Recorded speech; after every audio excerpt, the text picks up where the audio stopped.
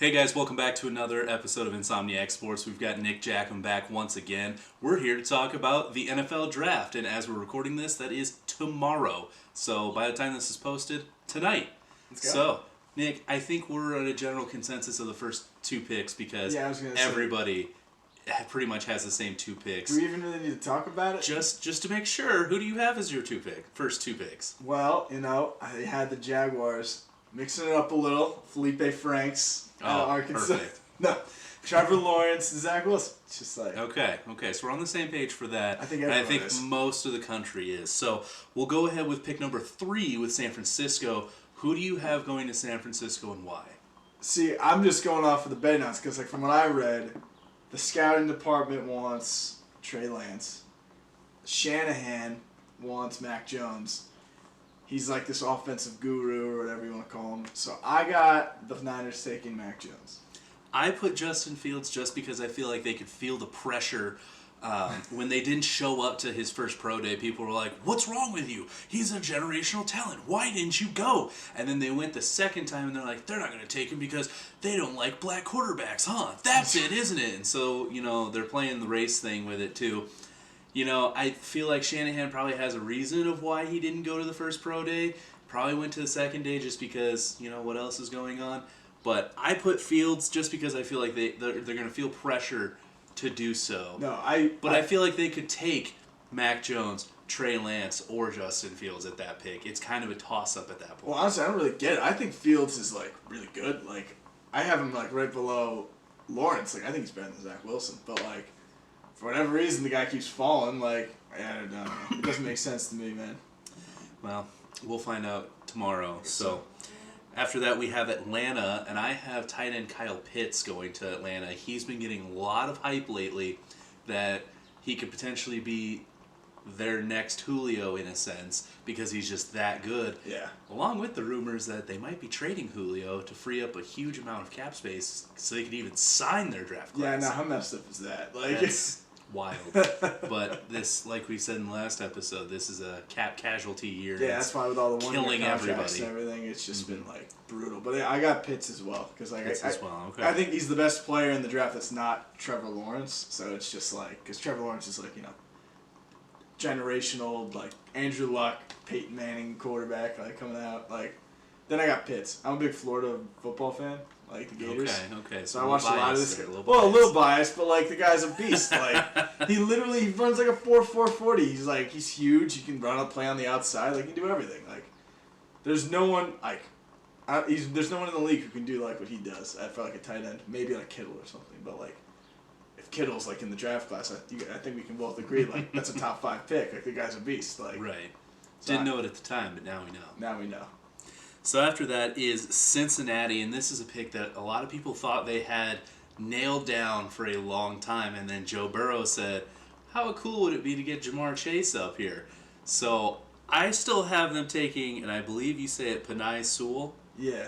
So I got Jamar Chase. Okay, so you're going with Burrow's. I switched it up because we were talking about this the other day, and I was I think I'm going with Sewell there, but I keep seeing it. That they want to take Chase, and how this is a deep offensive line class. So I was just you know what, you get a chance to give Burrow his guy. They just got rid of AJ Green, and then he has this nice receiving core. Obviously got to be able to stay in the pocket and not be getting hit all the time to throw to these guys. But he's got all these weapons now. If they get Jamar Chase, T Higgins, they got Mixon in the backfield. They're gonna be nice.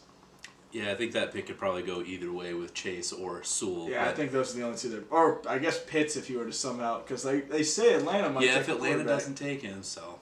It'd be interesting too. After that is Miami's first pick of the draft, and that's where I put Chase going, giving Tua a big weapon with Jamar Chase, easily one of the top 3 wide receivers in this draft. Easily. I got them going Waddle. I think they traded up in hopes they could get a big weapon like that, a Chase or a Pitts. But if they're both not there, I think they're gonna just take Waddle. Give Tua his guy. He's the fastest player in the draft. There's comps like Tyreek Hill for this guy. Just give Tua a stud receiver. And since you mentioned trade, we are doing this without assuming any trades. This is as the draft sits right now, and we're not gonna say, oh, so and so tried trading with so and so to get their guy. We're just leaving it as is. So make that note. After that, we have Detroit, which is one of the teams that I saw is constantly being talked about trading out of that position. So I think that's a possibility for them. But in this mock, I have them taking Micah Parsons out of Penn State. See, that's a good pick. I really like Micah Parsons. I don't get he's like a weird player because like he could go anywhere between there and like 20. Yeah. It makes no sense to me. I guess like I think there's like character issues or something, but like he's such a good player on the field. I got them taking Penei Sewell with that pick. Just got Jared Goff. Give the guy some protection. Try to rebuild this offense and like with like a potential like what they're saying like a Hall of Fame type like offensive tackle. This guy's been getting talked about at college for the past couple of years. Mm-hmm.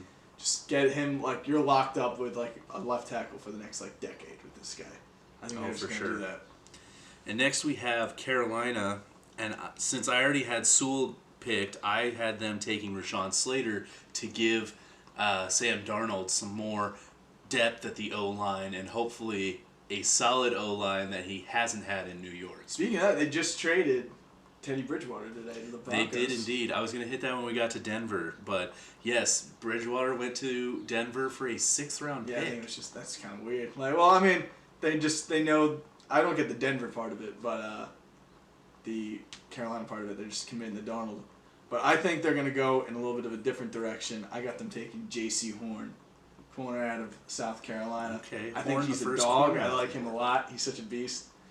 I think they're in the need for like a cornerback there, and like I have him over Surtain. I just think like the way like his attitude is and like the way he like holds himself, like it's just like he has like a Jalen Ramsey kind of vibe to him, and I kind of like it. I gotcha.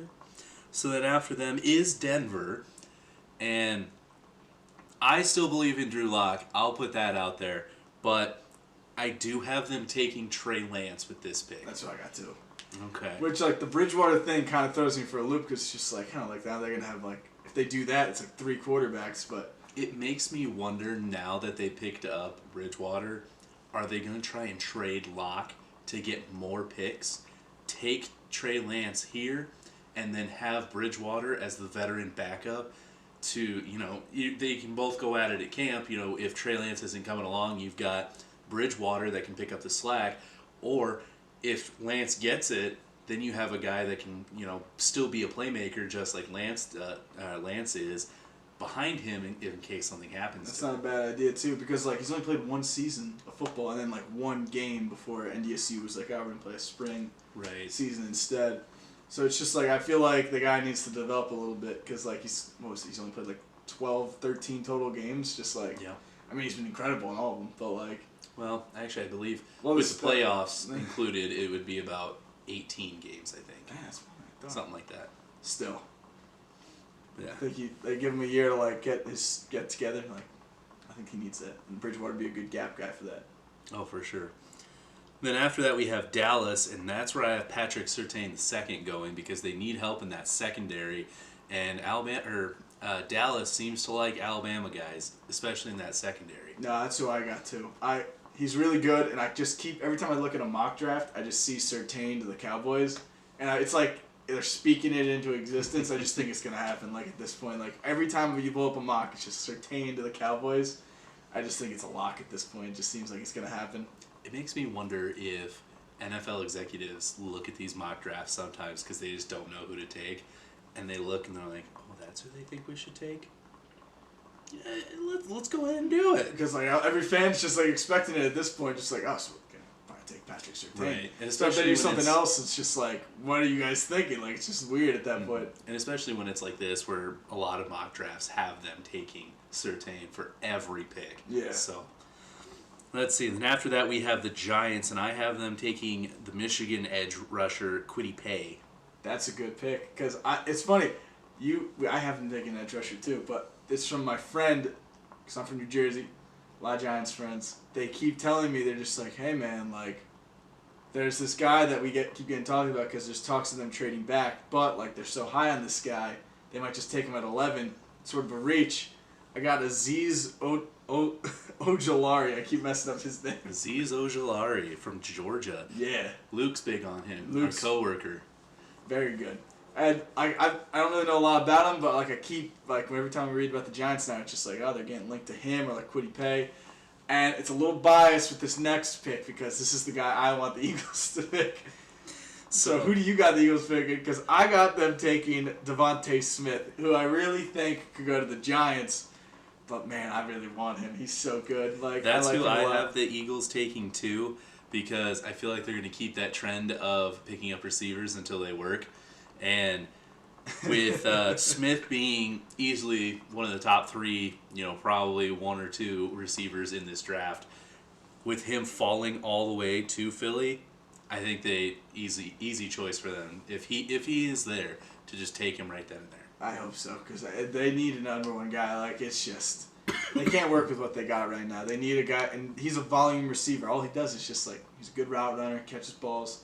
I don't need him to be, like, a deep threat. We don't need that. Like, we just need a volume But guy he to get the ball. can do that if needed. Well, he can do that. Is exactly. The only problem is just, like, he's super light. He's, like, 166, like. Yeah. But, like, I don't know. It's the NFL. Hey, but like we'll he see. said the other day, we're not bodybuilding, we're playing football. I like that quote a lot. After that, we have the Chargers, and I have them taking Christian Darrisaw, I believe is how you pronounce it. Give Justin Herbert a little more oomph on that offensive line. I agree. I got them taking offensive linemen too. You had Slater being taken already. I got him falling a little bit. I got the Chargers taking Rashawn Slater here. Right, so after Philadelphia, we have the Chargers, and with that pick, I have them going offense with Christian Darrisaw. A little more oomph on the offensive line for Justin Herbert. I agree. I have the same kind of idea as you. I got Rashawn Slater there because he fell a little bit. You had him going earlier. I think they just take the best offensive lineman on the board. How about Justin Herbert? And going back-to-back with offensive linemen here, I have Minnesota taking Elijah Vera Tucker. I think what they need to do is get their offense going, have another good offensive lineman for Dalvin Cook, as well as protecting Kirk Cousins. But they could definitely go defense with this pick and help out in any form on defense for the Vikings. But I have Mike them Zimmer offense. loves corners. Like, he's drafted 3 first-round corners in, like, the last 5 years. That's true. But I got the same pick as you. I got them going Vera Tucker. I think he's a good guard. I think he's going to kick butt for them and help them out a lot. Then after that, like I said, we're not doing any trades here, so I have New England staying put, even though, like you said, they've been talking about possibly trading up. I have them staying with their pick and taking Mac Jones, waiting and getting their guy, in the middle of the first round.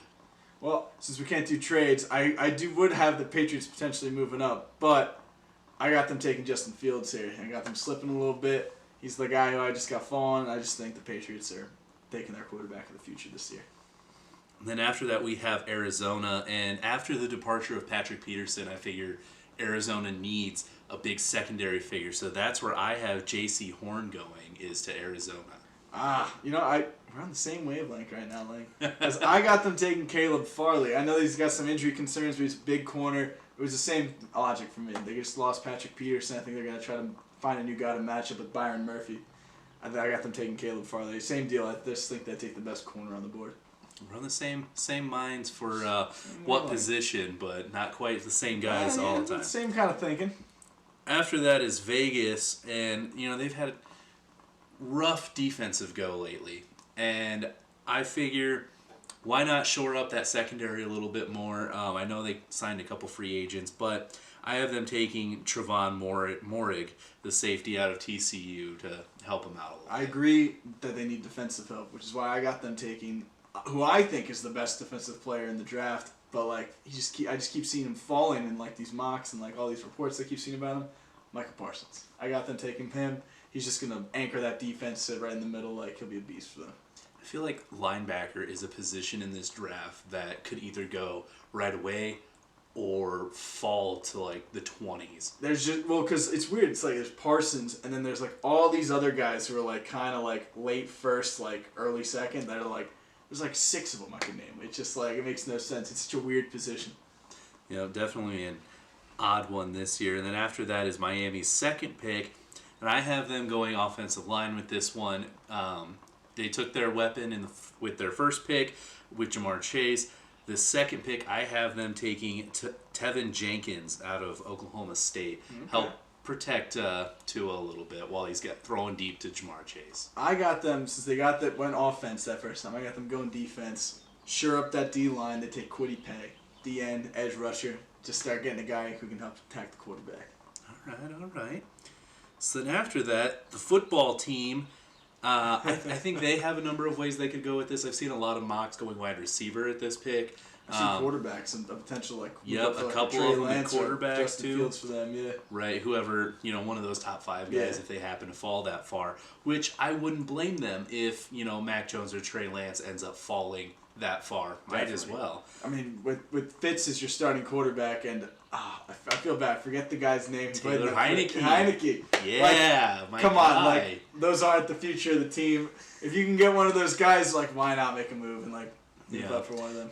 I have a feeling that they're going to take a quarterback either the first or second round because I'm pretty sure Fitz is the guy to he's been that guy for a lot of teams. You come in, start for a year or two, and then your guy comes in that you drafted and takes over. Definitely. So who do you got? I have them going defense with this one because they had a couple defensive departures this year. So I have Jeremiah Owusu-Koramoah, I think is how you say it. That's I was excited. I was hoping I beat you to like draft night. I wanted to give it a shot to say his name. Jeremiah Owusu-Koramoah.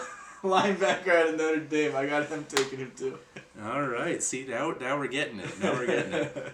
After that is Chicago, and I've seen a lot of mocks saying they're going to trade this pick. I think this is another one. The Bears just need so much help that it just a toss-up for who they take. I have them taking Caleb Farley, the corner, because I think defense is always the thing that the Bears are known for and want to be known for. And their secondary last year, not that great. Their entire team as a whole, not that great. They got lucky to get as close to the playoffs as they did. Or did they? I don't even remember if they made the playoffs. No, I don't. Yeah, they did. They did. Because Arizona screwed up and lost when all they had to do was win, and the Bears slipped in. But, of course, lost. So, it was a miracle they got that far, but... I might be giving the Bears a little too much credit here because, like, the way they say to, like, build a successful team is in the trenches first. So I got them going O-line. I got them taking Christian Darrisaw, best O-lineman on the board. I feel like when they need to draft offensive linemen, they don't. And then when they get later in the draft where it doesn't matter and they should probably take another position, they take offensive linemen. That's the feeling I get from a lot of my friends that are Bears fans is, they're like, this first pick we need to take like a big offensive tackle, and then they take like a safety, and they're like, no! So, who knows? But then after that, we have Indianapolis, and they, now we're starting to get into the teams that, like, they're pretty well put together. It's kind of just best player on the board, potentially. Exactly. I have them taking Azeez Ojulari because I think they're really trying to focus on that defense. They've had a couple guys that are just absolute monsters on defense that I think this could put them into top 10 defense, if not maybe top 5. See, this might be my Carson bias from him being on the Eagles. But I got them going offensive line because after what they just saw from these past couple of years with the Eagles O-line constantly being hurt, him just running around, screwing out, give the guy some protection. I think they just take best guy on the board. I got them taking Tevin Jenkins, offensive tackle from Oklahoma State. All right. So then after that, we have Tennessee. And Tennessee, their defense has been kind of the thing that a lot of people have highlighted as what needs to improve to really put them over the edge and be a consistent playoff team. I think they could probably go wide receiver with this pick too. That would probably help. Or tight end even, because they just lost Jonnu Smith. Yeah. I do have them going defense because I think pass rush is one of the things that they need the most. Okay. They lost Jadeveon Clowney after he played, 3, 4, 5 games for them? Maybe a quarter of the season. So I have them taking Zaven Collins out of Tulsa with this pick. Ooh, good linebacker. Okay. I got them going defense as well. I agree. I was debating whether they're going receiver here, but I ended up having them take best corner on the board because you can never have too many good corners in this league. Got them going Greg Newsome out of Northwestern. Yeah, with as many spread pass offenses that we have in the NFL now, you can never have too many corners. Definitely not. Which, after that, we have the Jets with their second pick, and that's exactly where I went, is corner. I have them taking Asante Samuel Jr. to help pick up that defense, because Greg Sala, he's not going to get out of the first round without taking a defensive guy. No, I think I have them going an edge guy because I don't know what kind of defense they're gonna run, but like they just want like a guy to just get the quarterback. I think the Jets just need some help there. I got Jalen Phillips, an edge rusher out of Miami. I think he's a beast. So the problem with him is like he's got these concussion issues, but we'll see. Like otherwise, like guys, that's the only reason he's dropping this far. Like if he didn't have all these concussion problems, he'd be a top 15 pick in my opinion. For sure. And then after that, we have Pittsburgh. And I kind of debated on this one because they're losing their incredibly good left tackle in Alejandro Villanueva, which I saw today that Baltimore might be signing him here soon, which would be great for Lamar Jackson. But Pittsburgh probably should take an offensive lineman here, but they also lost their top running back. So I have them taking Najee Harris with this pick.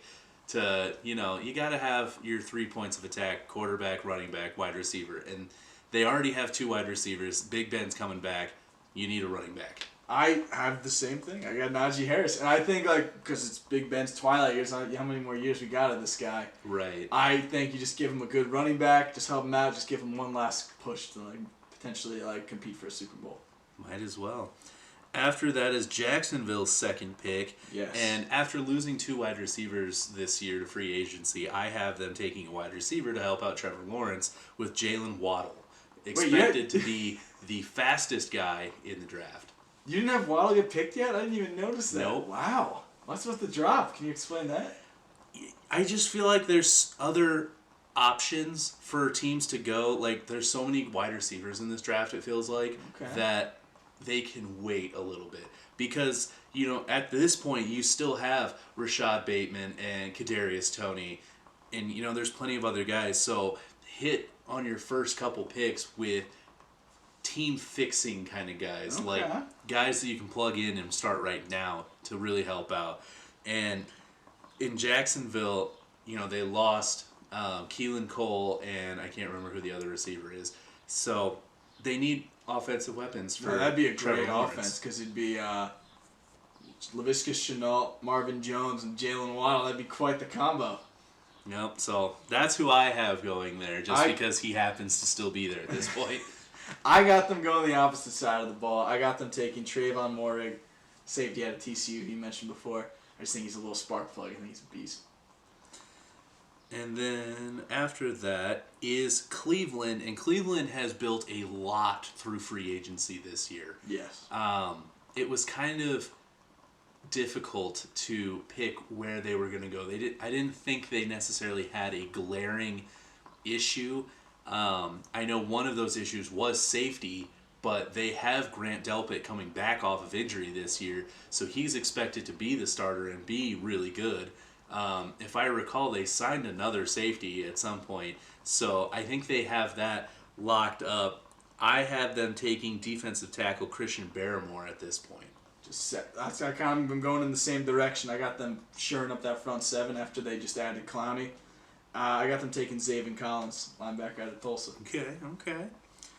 And then we have Baltimore, which I originally was thinking linemen, but then when I saw that they'll probably end up signing Alejandro Villanueva here soon, I thought, well, Lamar needs some weapons, so I have them taking Rashad Bateman at this point. I have the same thing. I think Bateman's a beast. Like, for a while there, before, like, I guess Smith, like, kind of broke out, there was debate that Bateman would be, like, a top, 10 pick, potentially. Yeah. So I think give him, a good volume receiver, a guy to throw to. Like, Lamar needs help. Yeah, I think this pick could also turn into Elijah Moore because we've seen how good Ole Miss receivers have been lately. Maybe he'll come up and do the same thing. So I think he could possibly go at that point too. But all right. I don't have him going there. I have Bateman going first, and then after that is New Orleans, and I've seen lately a lot of people saying quarterback with this pick.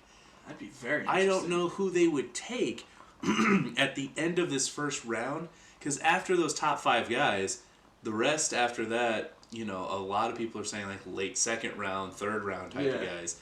So I had them taking edge rusher Jalen Phillips with this because they lost, I can't think of his name, that went to Cincinnati. And Hendrickson. Hendrickson, yes. They lost Hendrickson, who was a monster for them on defense last year. And so they're going to need that edge rushing presence back. So I have them taking Phillips. I got them giving Jameis or Taysom Hill, whoever's going to be the starter, a new weapon. I got them taking Kadarius Toney, receiver out of Florida. There's a Florida bias again, but Florida bias. I just think he's a quality receiver. He's fast. He's a good deep threat. Like, just give them someone else to start it. And then after New Orleans, we have Green Bay, and I really would love to see them take like Kadarius Toney at this point, but I don't think they're going to. I think they're gonna literally go Aaron Rodgers' entire career without taking an offensive weapon in the first round, because why not stop that at this point? You know, keep it going. So I have them taking Greg Newsome at this pick, cornerback, because Kevin King got brought back on a 1-year deal. A lot of people wanted to let him walk. So, and like you said earlier, you can't have enough good corners in this league. Take this guy. If he ends up beating out Kevin King, then you have Kevin King. You can put him in the slot, or have him be a nickel corner or something. Throw him out there somewhere because he can get the job done. But I think we need to move on, Green Bay needs to move on from him as the primary second corner opposite Jair Alexander.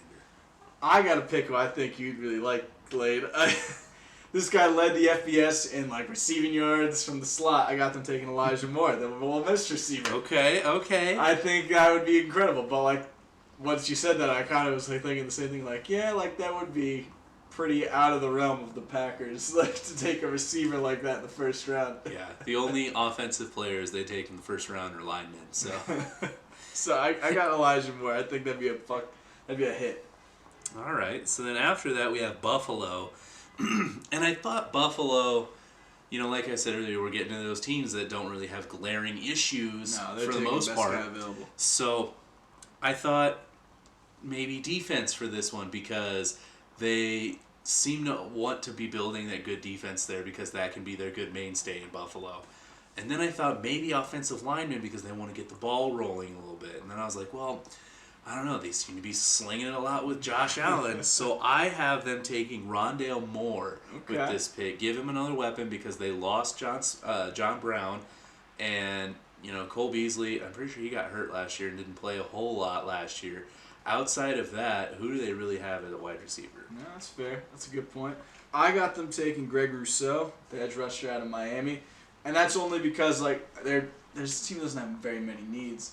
And, I saw they were in, the race to potentially get J.J. Watt. So I was like, okay, and I've seen them, be in the market for edge rushers. Every time, a big edge rusher comes out, it's the Bills might be interested. And this guy, I just have him taking the best edge rusher on the board. Just fill out that need. And then after that, this trade just happened the other day.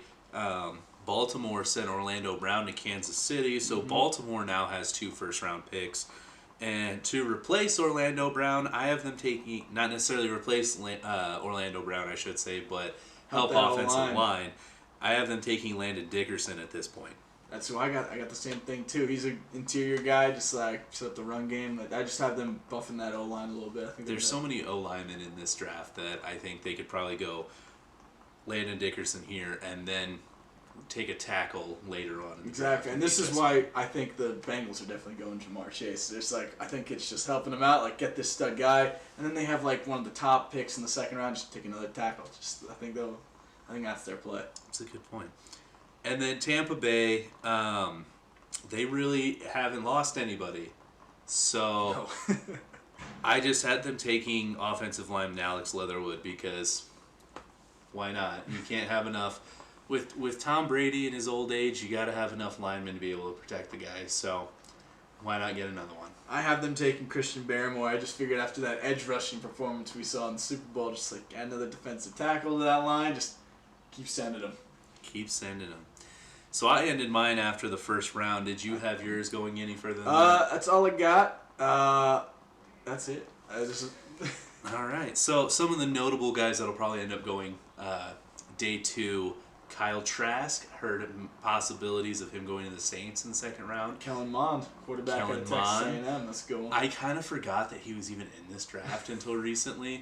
I thought, in my mind, for some reason, I thought he had another year, or it was already done and on a practice squad somewhere. But Kellen Mond, definitely another guy that could go day 2. I'm trying to think. There's the quarterback from Stanford, Mills. A lot of talks about him. A lot of talk about him, but I never heard anything about him. Nothing. Up until last week or two, because he didn't really do a whole lot at Stanford. He was just kind of average. Well, what the coach from Stanford, Shaw, he was saying like, oh, well, we're probably never going to get another Andrew Luck, but this guy might be the closest thing. And I was like, that guy? Like, never heard anything about him. Like, no, see, I would have thought KJ Costello, because he did really good in his first 2 years with Stanford, and then his third year was kind of, and then he transferred to Mississippi State, and he didn't do great. He didn't even play most of the year, so I don't know. He's another guy that's in there, but I don't think he'll go day 2. I think he's a day 3 guy. That's gonna be interesting. And then there's all those running backs too. Travis Etienne. You got Michael Carter. You got Javonte Williams. Like there's a couple good running backs who could go in that period too. Oh, definitely. And then like you said, linebackers too. I believe they pronounce it Jammin Davis. Jammin Davis. I think Nick Bolton, linebacker in Missouri. Yeah. Like there's a few. Yeah, I think those guys could easily be day 2 picks, probably second round. Yeah. So, and there's a lot of corners left too. On corners, on O-linemen, it's kind of a deep draft when you look at it. Like those last 10 picks that we have here, like it could be any of those guys we were just naming too. Yeah. Especially those wide receivers there, Rondale Moore. They're so interchangeable. Like I don't know. I think Bateman definitely goes first, but the rest it just any of them could fall or rise. Like they're pretty interchangeable. Like Bateman, Moore, Elijah Moore, and Kadarius Toney. I feel like all those guys could be late first round, early second round type of guys, but we'll just have to wait and see. It'll be interesting too, because you always see it on day 2, in that early second round. There's always a run on one position. Oh yeah. What do you think it would be? You think it would be either linebacker, receiver, running back, O-line? If you had to guess right now. I would probably in this first round I'm thinking corner. Second round, I think running back. The running back. Because at least in this mock draft and a lot of other mock drafts, only one running back was taken in the first round, and that's Najee Harris. After that, I saw a couple with ETN in the first round, but not very many. So I think second and third round, we could see a lot of running backs come off. That's a good idea. That's a good point. I think depending on how this late one, I had 3 receivers go at the end there. Depending on how that goes, I feel like there could be a long run on all those receivers. And you never know, offensive line could be too, because you've even got guys, I forget what his name is, Misers or something like that, from Wisconsin Whitewater. Oh yeah, getting all kinds of hype. So I think O-line is deep, but because it's so deep, you never know where they could get picked. So I don't know. It's just kind of who do they value at that point?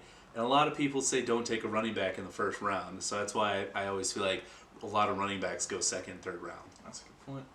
It's going to be interesting. I'm sure we will not be right on the majority of what we just guessed. No, probably not. We can probably get those first 2, maybe the first 5, but... That's about it. That's the only... those first 2, I think, is the only things we can guarantee. Yeah, those are just about locks. And then after that, after you get to, Detroit's pick, it's kind of like...